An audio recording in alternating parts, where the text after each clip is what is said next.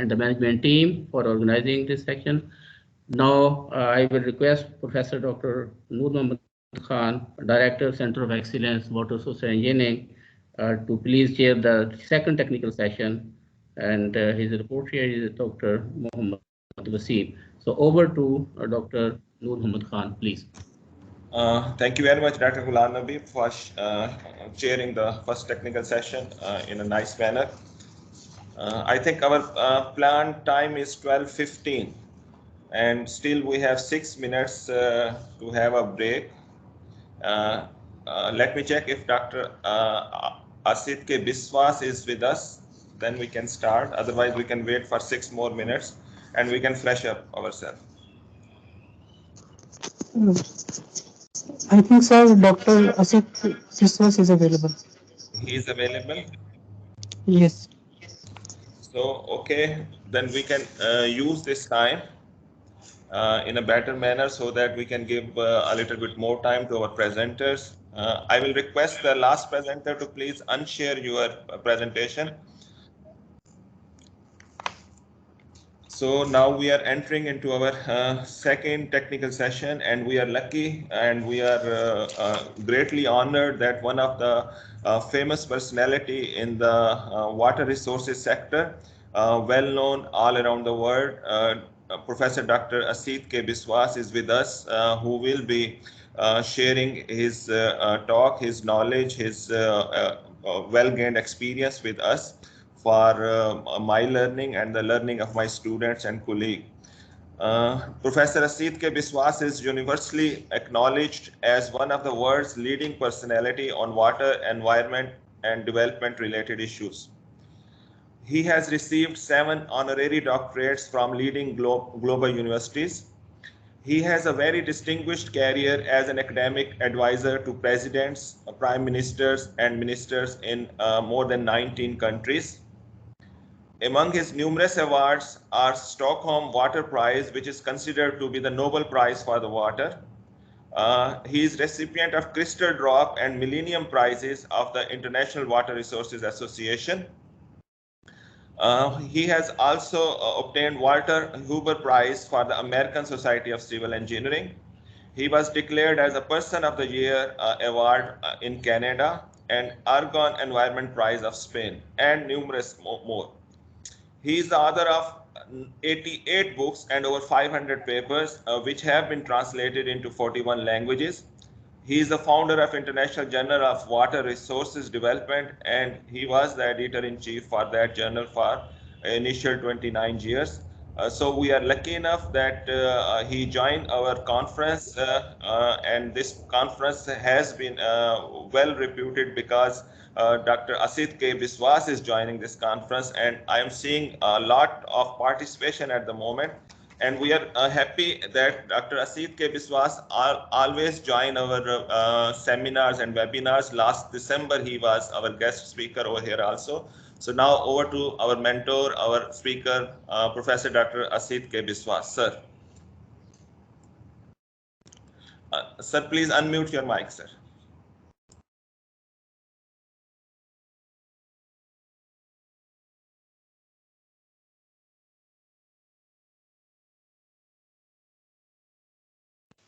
Is it better now? Can you hear me?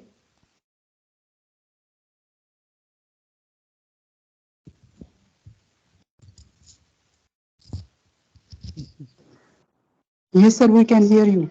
You can hear me? Yes, sir. Yes. Okay. Thank you for that kind introduction.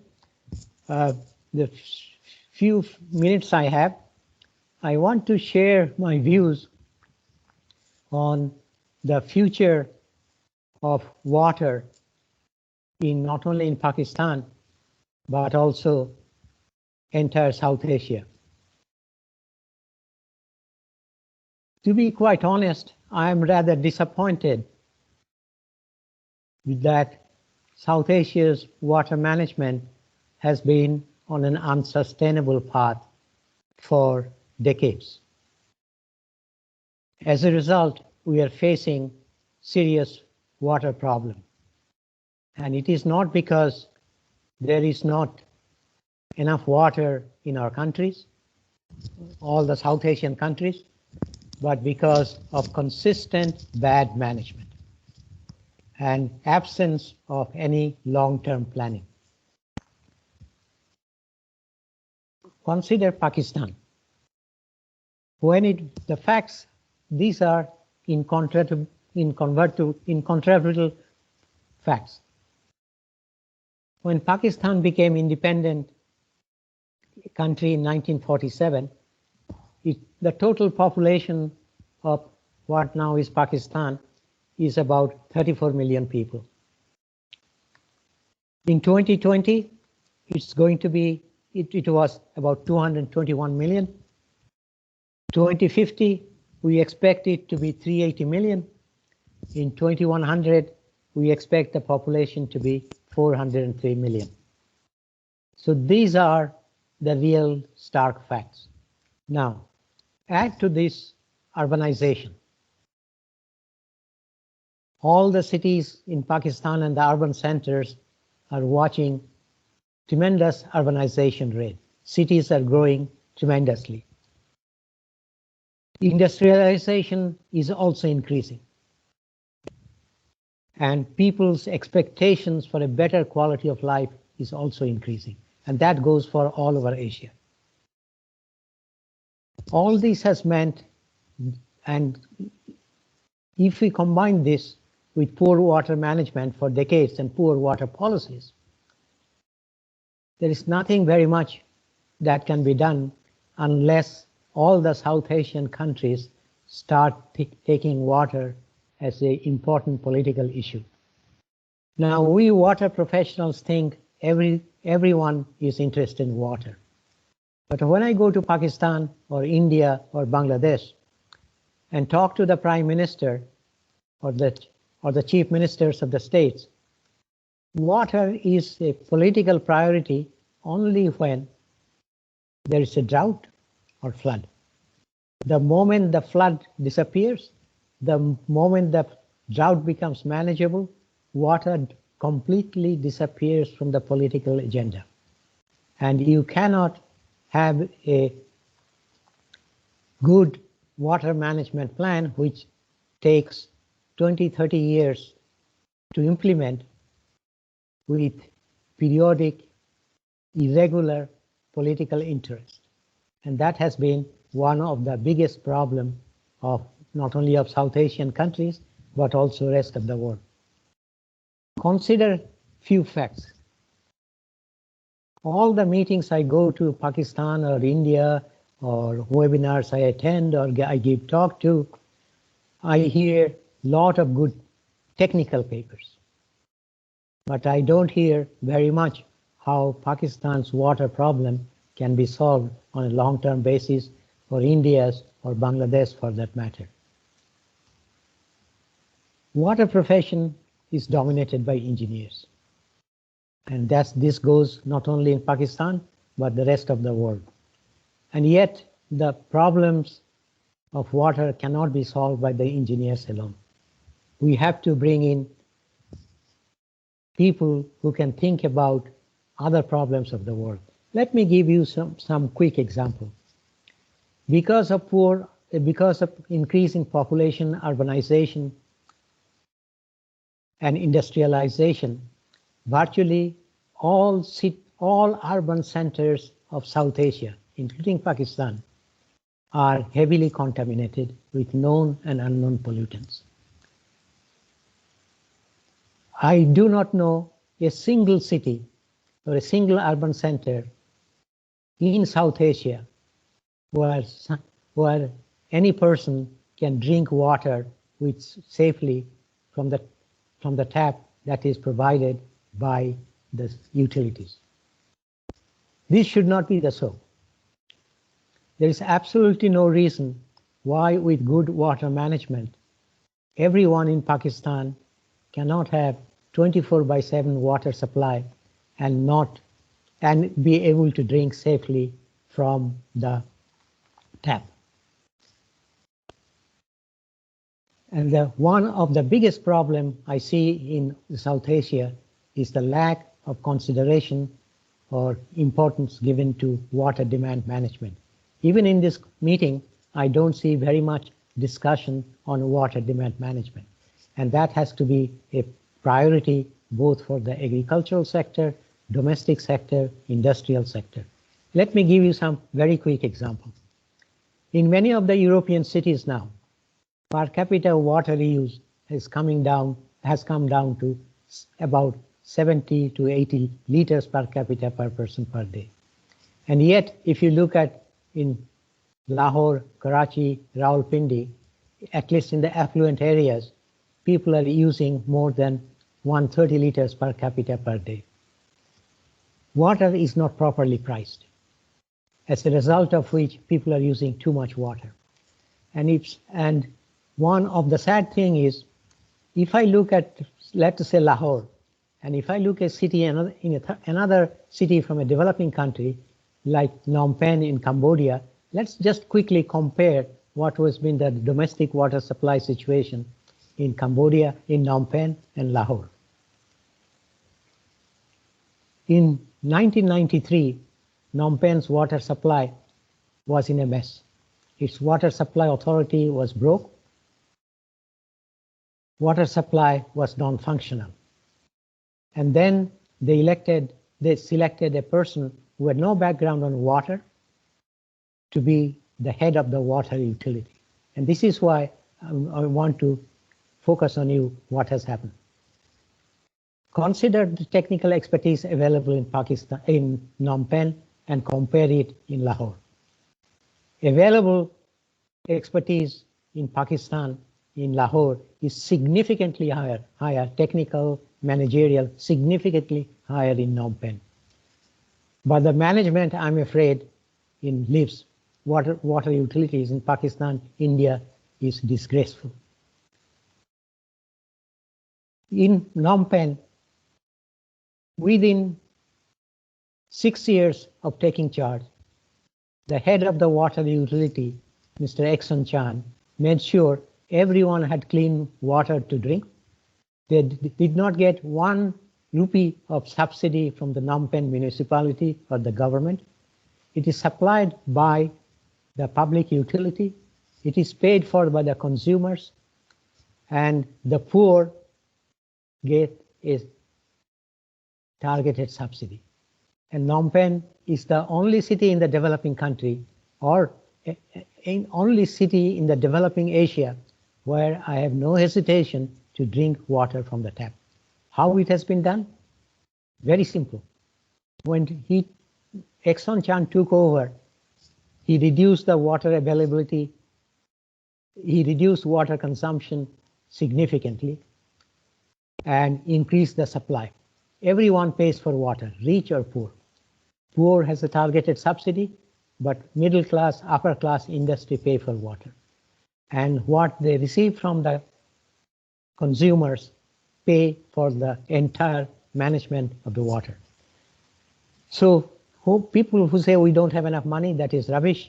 We have money. What we are missing is good management. The same goes for agricultural water. If you look at China, and I've been advising China at the highest political level since 1980.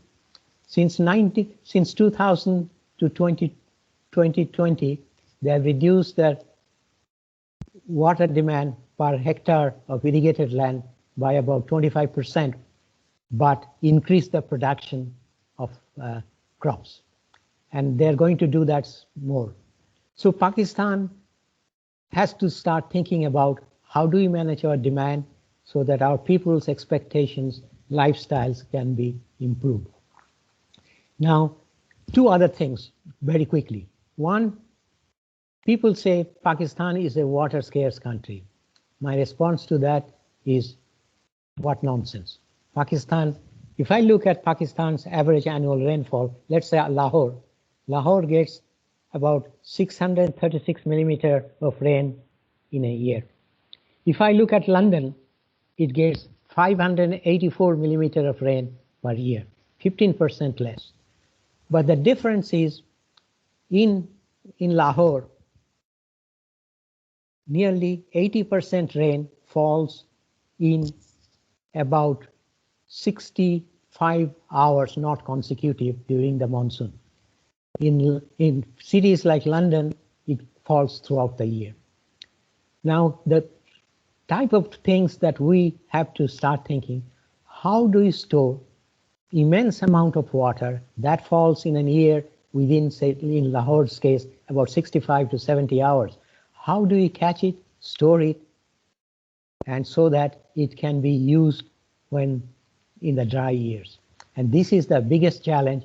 And unfortunately, neither in no country in South Asia, I have not seen any research coming out. We're doing research that are valid for the Western world, but not for monsoon countries like Pakistan or India. So how do you catch so much water that falls in a very short period, either in dams or through groundwater recharge, or how do we do that? And that is going to be the biggest challenge will be think of the future. The second problem I see for Pakistan is its water storage is too little. It's about 100 per person, 100 that of US or Australia. Pakistan has to increase its water storage by whatever means available as much as possible, as quickly as possible. Especially with the climate change, we are going to see more and more extreme hydrological events. So droughts are likely to be more frequent and going to be more intense. So the only way will be to do all types of storage, groundwater storage, large dam, medium dam, small dam, check dam, all types of structures. Anyway, we need to look at, for example, what China is doing with the Sponge Cities program by trying to encourage heavy infiltration during their intense storms. We need to think about some of the new ways of water management. We always look to the West, but it is time to look to some of the developing countries to see how they're managing water. And if you want to speak about management of water, I would submit to you that some of the cities and the countries in the developing world are doing much better than the Western world. I mentioned Phnom Penh.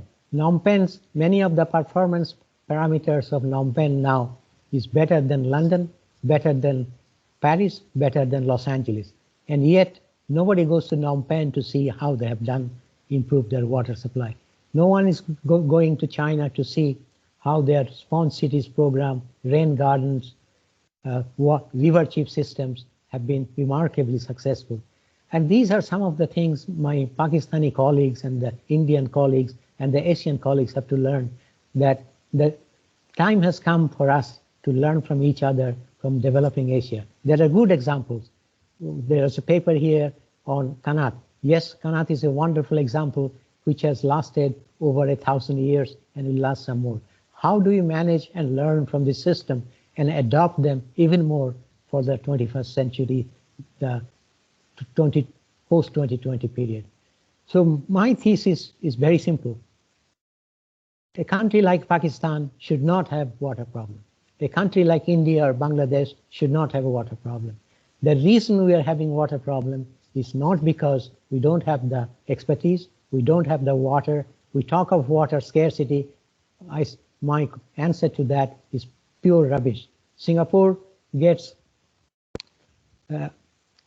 Singapore's per capita water availability is only 320 meter cube per year, which makes it, along with the 5 Gulf countries, the most water stressed country.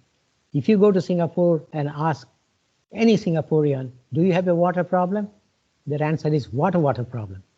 So it's not that Lahore, Islamabad gets much more water and has space to store water than Singapore. The question is, how do we manage it? So instead of moaning about water scarcity, let us see how other countries are solving it, developing countries and the developing world. And if we do that, I'm quite sure within 8 to 10 years, Pakistan's water problem, both for agriculture, domestic, industrial, can be solved. But it needs a mindset revolution in water management. With that, I will close and thank you very much. Thank you very much, Dr. Asith K Biswas.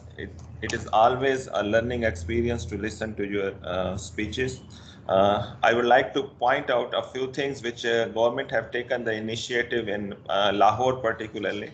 They are going to build the underground reservoirs or storage tanks to cap this rainwater, to harvest this rainwater. A small project has been carried out in my university itself. In a stadium, we have built large diameter wells so that the heavy rainfall can be captured over there, and later on it joins the groundwater system. Of course, we have to do a lot of things, and main thing is our wish to overcome our problems. Main thing is our resolve to overcome our problems. Inshallah, with the help of such talks, with the help of such value addition talk, we will be able to go towards a better future. Thank you, sir, once again. And now, if you want to say, sir, anything. I'm delighted that Dr. Khan, you have started all this effort. Those type of efforts need to be intensified and magnified very, very significantly. So if you do that and catch all the rain that falls, or try to catch much of the rain that falls in Pakistan by various means, instead of complaining we have a water scarcity, we're not good. Let's face it, we're not going to get more water. Yes, true. So we have to manage with what we have. And what I'm saying is we have now the techniques available. Agriculture is the biggest user of water. We'll take a look at China, what it's doing. Easily Pakistan's irrigation water demand can be reduced, in my view, at least 1/3 within the next 5 years, but it will need a heroic effort and increase the production. It will not reduce the production. So we have to look the latest information available, latest technology available, and much of this is not coming from the West. And this is the point I would like to stress. Many of these are coming from individual places in the developing world. And that is why we need to learn that we don't look to the West for solutions. Their rainfall is very different to Pakistan's. London, as I said, rains UK rains all the time. In Pakistan, in Lahore, my estimate shows 80% the rain falls in 65 hours in a year. Thank you very much, sir. Rightly pointed out. Inshallah, we'll move forward and we will resolve the problems of our population. Thanks once again, sir. Thank you very much. We